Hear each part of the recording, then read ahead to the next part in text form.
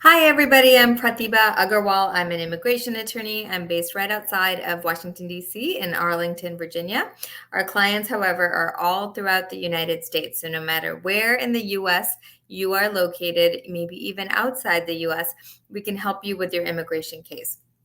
And I'll be able to answer your immigration questions here today. So I do this live immigration Q&A because immigration is really complicated, and many people call our office and just have that one-off immigration question that they want to ask an attorney and just get their opinion. So the reason we do this is to provide clarification for you if you want to have a longer confidential consultation, obviously, with different people joining on different social media platforms. It's not always the case that this is between one-on-one between you and me. So the information that I provide here is just general immigration information. I do not have your immigration history. I'm not able to talk to you specifically, so I won't necessarily be able to create this attorney-client relationship as we would otherwise be able to do. If you want to call our office for a consultation, we can schedule one confidentially for you. We can go over your immigration history and come up with your options and answer all your immigration questions. So we kind of go through everything step by step, everything that's involved, answer all of your questions, give you all the fees and other kind of obstacles that might come your way in your immigration application. So if you'd like to call us, I would love to chat with you. You can reach me at 703-348-1663. Again, 703-348-1663. My name is Pratibha Agarwal. I am an immigration attorney right outside of DC in Arlington, Virginia, but my clients are all throughout the United States. I want to start off. If you've never joined me before, say hello. Tell me where you're watching from. We're streaming on both Facebook and on TikTok right now, so feel free to say hi. Let me know where you are from. And, of course, the point of all of this is for you to put your question in, and I'm happy to answer it while I'm on here right now. Okay? We do, if you're unfamiliar with what we do a lot of different immigration cases. We help with H-1Bs. We have so many of them right now. Hi, it's Mibble says, how are you doing? I'm watching from Richmond, Virginia. Awesome. You're not that far away from us. We're in Arlington, Virginia.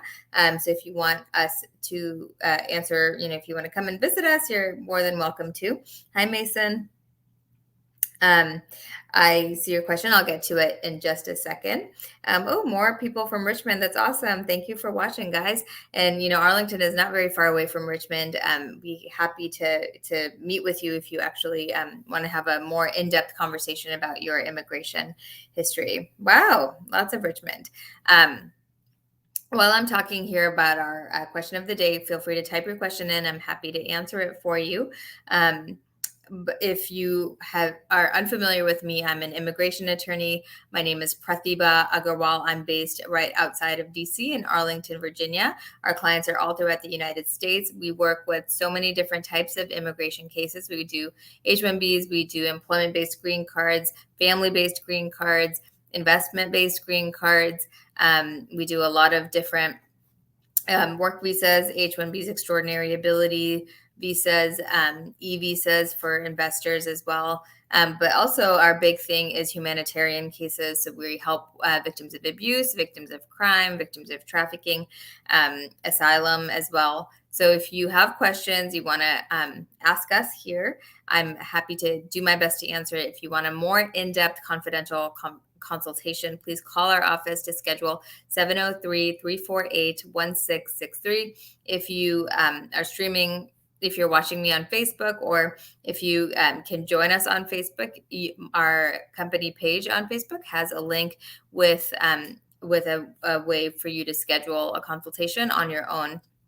So you can do it 24 hours a day. You can see my availability and schedule at any point in the day. But if you want to call our office, we can help you with that, with the scheduling. My assistant's name is Ara. She is wonderful.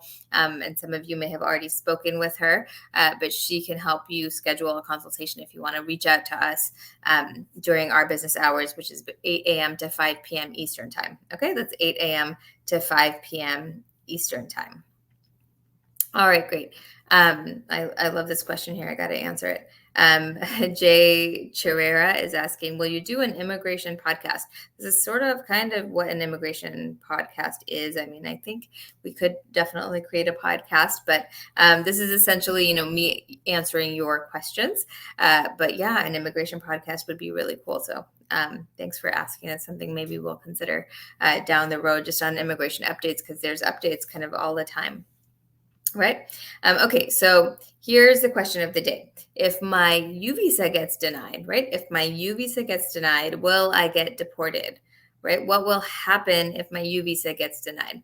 So, a U visa, for people that are unfamiliar, is a visa for a victim of a crime or someone who helps the police investigate a crime. They receive certification from the police that they actually helped in the investigation, and they're willing to provide more assistance if necessary. Okay, that's how you qualify for a U visa.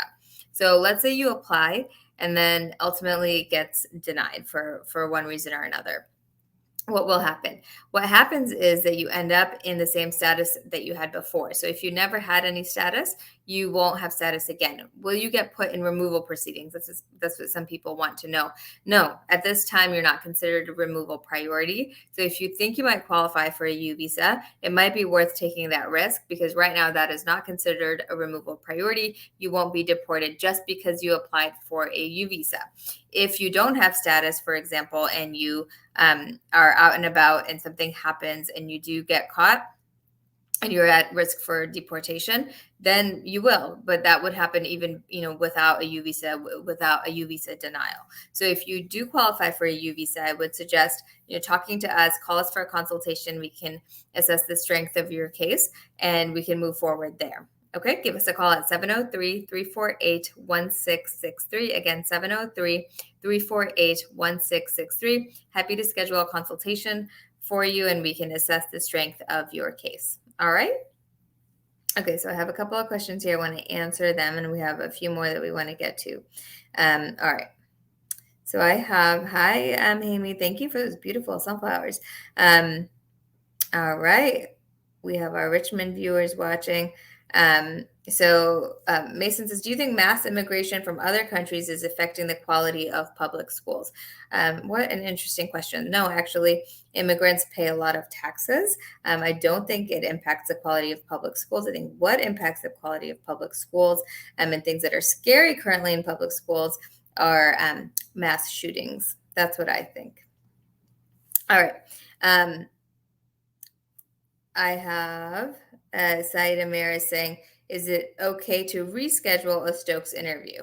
Right. If you're wondering what's a Stokes interview? Some of you that join here may not know what a Stokes interview is. Okay. So a Stokes interview is basically when you go in for a marriage-based green card, you and your spouse get interviewed together. If the officer has questions about whether this is a real marriage, not just for immigration purposes, if they're concerned that it might be a fraud marriage, you may get scheduled again for what's called a Stokes interview, where you and your spouse will be interviewed separately for a green card. Okay, so you come in again and you will be interviewed separately.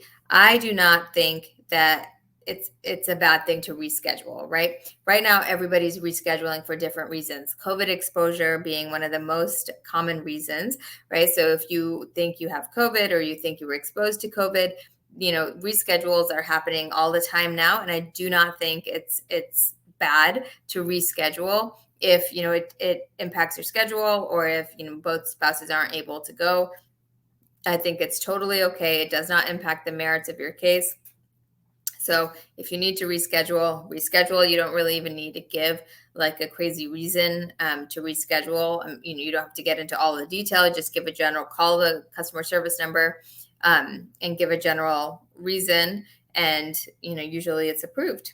Okay. All right.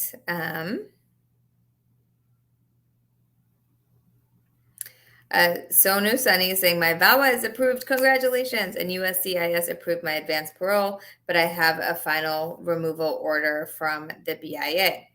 Can I travel? No, my friend, you cannot travel. If you have a final removal order and you have a VAWA approved, what you want to do is reopen your case. in the immigration court, recalendar it, and hopefully get it terminated based on the approved VAWA. All right, give us a call.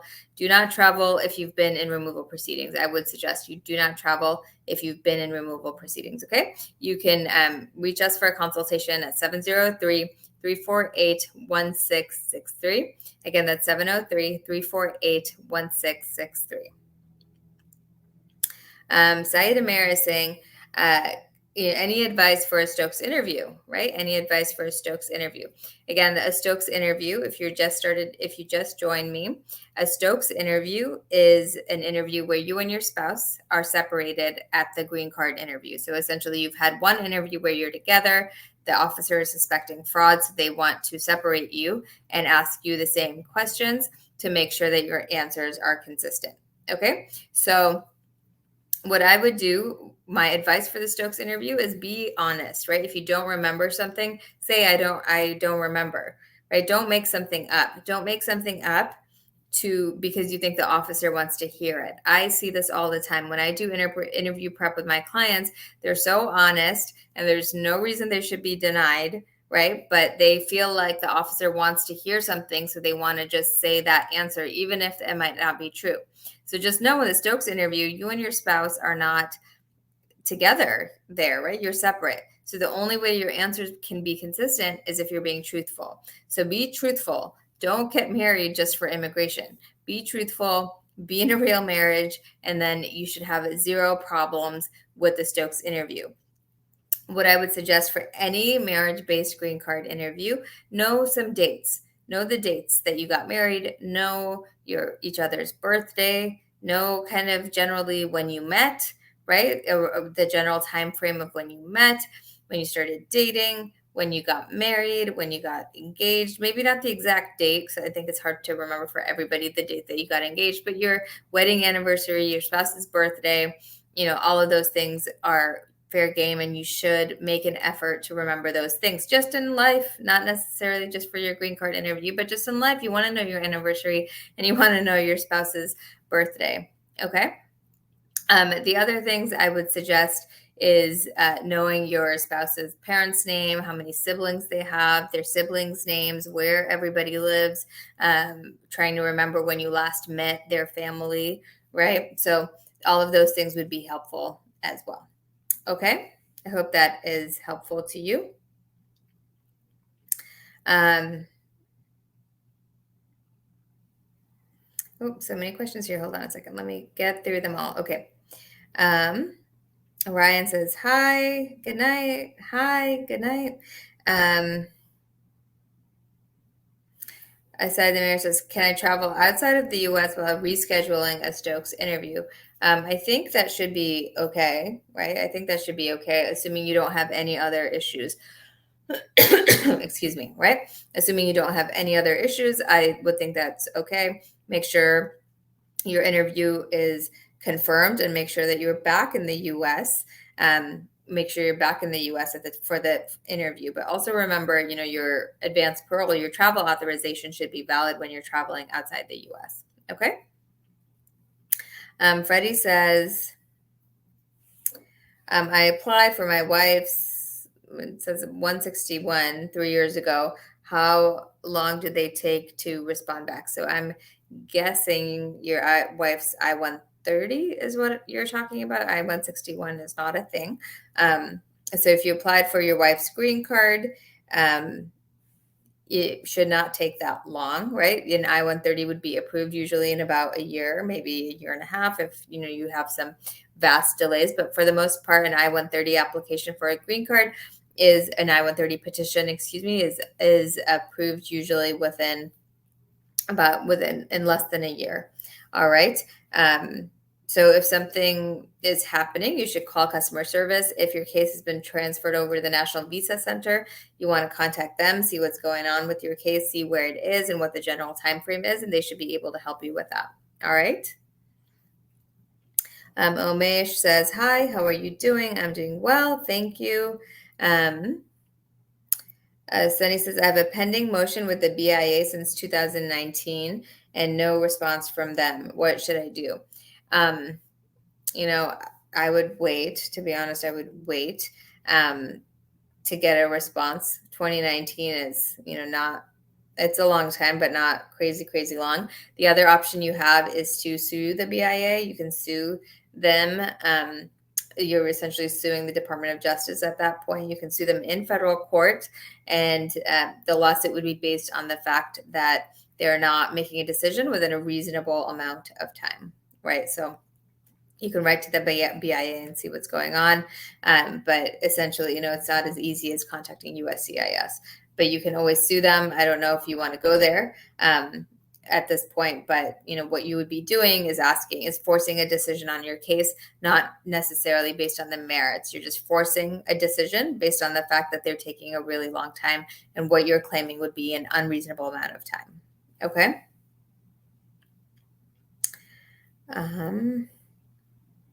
Say the mayor says thank you. You're welcome.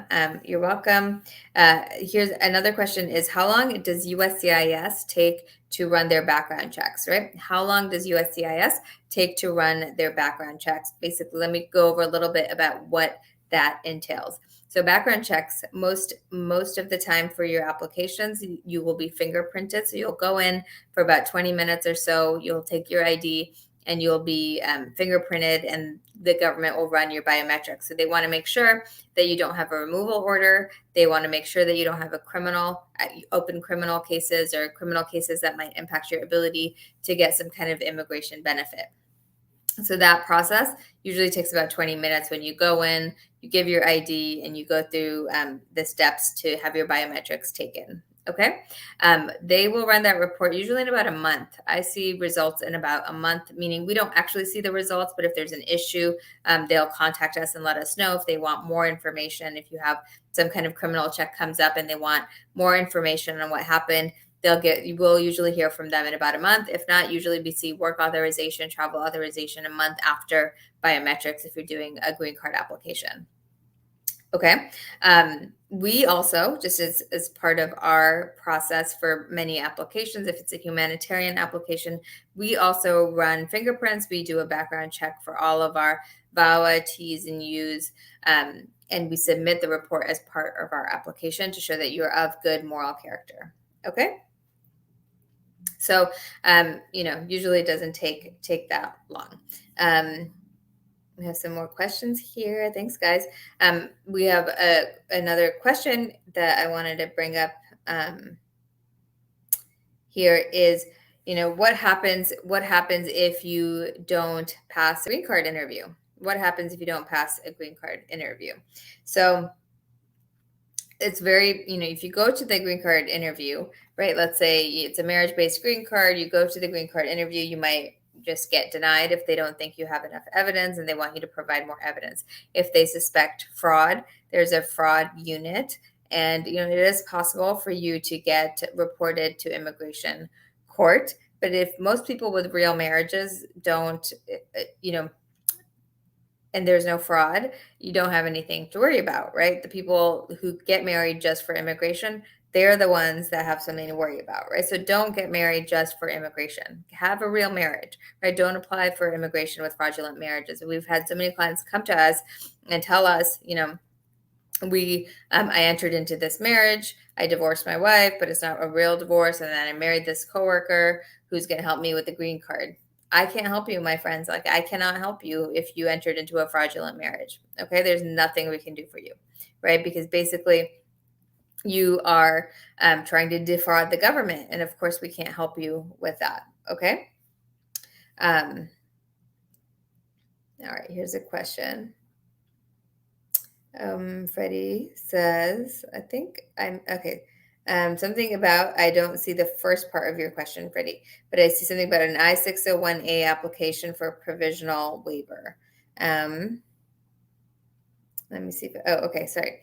Hello, I applied for my wife's, okay, I-601A, that's what you mean. How long does it take for you to respond back? Okay, so the I-601A provisional waiver is for people that are sponsoring their spouse and their spouse entered the U.S. illegally, right? So essentially they have to leave the U.S., process their green card abroad, and then come back to the U.S. So what the provisional waiver does it gives that person who entered illegally like pre-authorization to leave the US and come back in. So if the waiver is approved, you leave the US and you come back in. This whole process can take, a couple of years, right? Because you have to apply for the I-130 first, which basically shows that you're a US citizen and that you guys are actually married. Then you apply for the I-601A, which is a provisional waiver, which gives you permission. So that could take a couple of years. There could be an interview, right? Then you have to go abroad, wait for that interview to be scheduled at the embassy. So the case gets transferred to the National Visa Center, then it moves over to the embassy abroad. Then you go there, appear for the interview, and then come in as a green card holder. So the whole thing can take several years, right? It can take several years. So you want to make sure that you're not eligible any other way that doesn't require you to leave the US. So if you want to call us, we can screen you for that. We're at 703-348-1663. Many people, think this is the only way, but they end up qualifying on a different basis. So that's an option too.